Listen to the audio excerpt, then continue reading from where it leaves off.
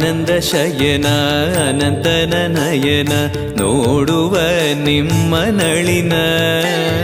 ವೀಣೆಯ ನುಡಿಸಿ ನಾದವ ಬೆರೆಸಿ ನಂದನ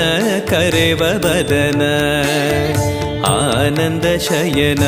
ಅನಂತನ ನಯನ ನೋಡುವ ನಿಮ್ಮ ನಳಿನ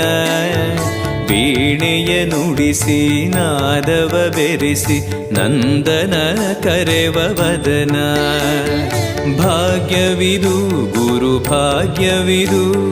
ಮಧುರಾಪತಿಯನ್ನ ನಟನ ಮಧುರವಿದು